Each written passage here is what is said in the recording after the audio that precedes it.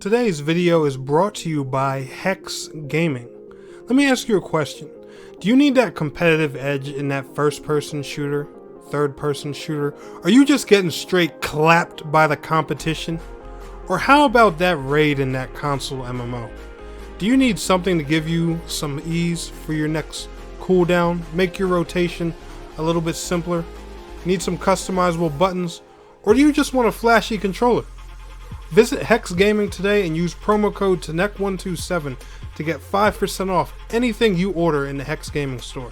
That's hexgaming.com. Use promo code TNEC127 at checkout to get yourself a discount. Enjoy the video, guys.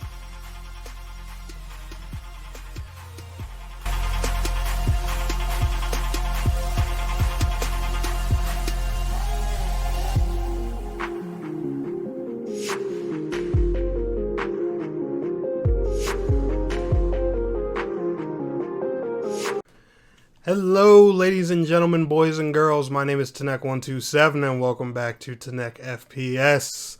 And in today's video, I got a really short and simple beginner's guide for you guys for Insurgency Sandstorm on console. Now, it's no secret Insurgency Sandstorm just launched on console here a few days ago. There are some, slight bugs and issues and stuff like that with the game. We'll be talking about my first impressions for it later on. But right now, I just want to give a short beginner's guide for beginner and new players, just helping you out with settings and stuff like that. I'm not really going to go too in-depth with, gameplay and other things. If you do want to see a guide like that, feel free to let me know down in the comments below. Also, if you are new here to the channel, make sure you are subscribed if you want to find your way back, like today's video. And we are doing a giveaway at 1,000 subscribers, and I would love to have you be a part of my community.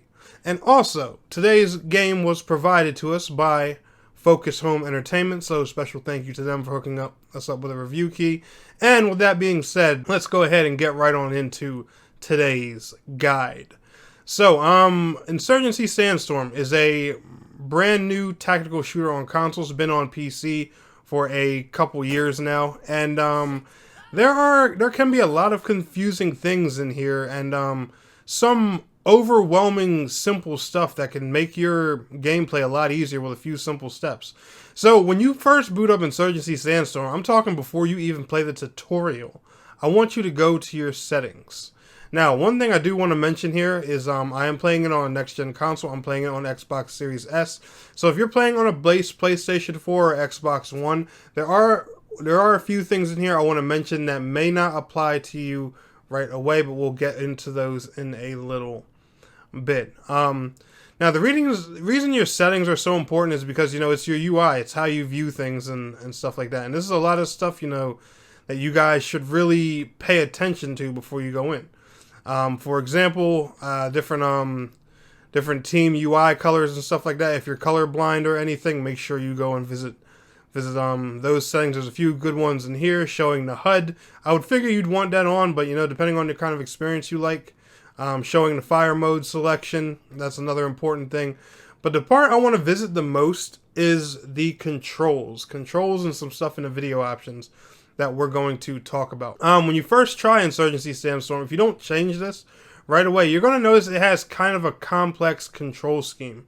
Now, if you're used to games more so like Call of Duty and Battlefield, if you just go over here to controller layout and go from standard to classic, it's going to simplify a lot of those things for you.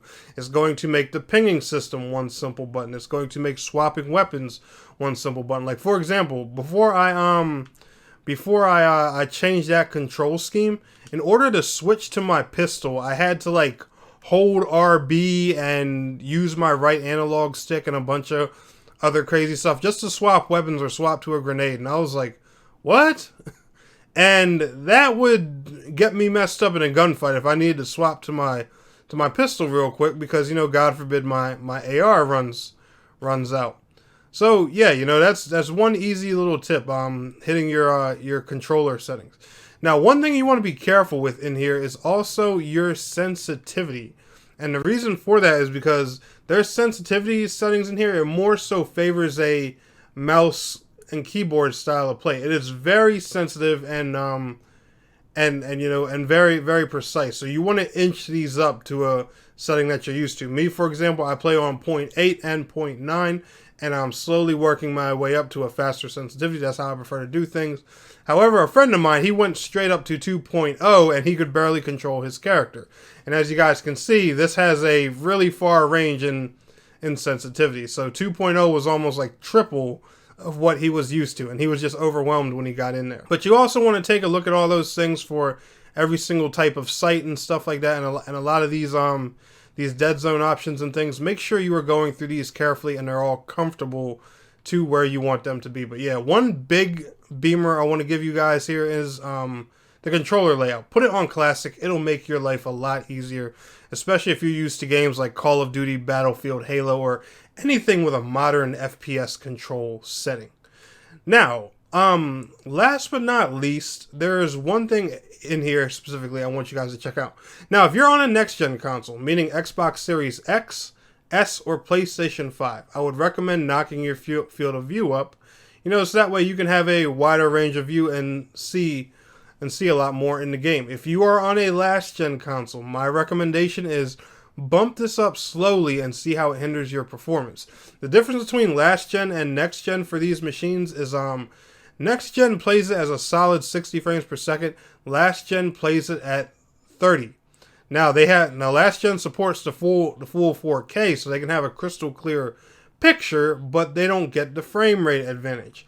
And frame rate going under 30 in a first-person shooter can be hindering to your performance. So if you're on a PS4 Pro, Xbox One X, Xbox One, base PS4, I would highly recommend playing with this setting first and seeing how it impacts your game before you just max out your field of view. But if you're on a next gen console, by all means open it up. Me personally, I like mine between 85 and 95. I don't like a max field of view in my shooters, but I do like to raise it a little bit. So feel free to mess with that to your heart's content. Another thing is turn off motion blur. Insurgency Sandstorm is realistic enough when you get hit with things like grenades, suppressive fire, and stuff like that. Motion blur is just going to make it worse. It's going to make it even harder for you to see. Why make the experience more difficult? More so is a preference thing, but dismemberment, I went ahead and turned this off too, because I'm a guy who can get easily distracted by things in video games sometimes. When I see certain things, I'll notice it, especially, because I create videos on YouTube, so I'm always looking out for weird stuff, and if I see something interesting, I'll be like, ooh, what's that? Right in the middle of a gunfight. So dismemberment, I turn that off.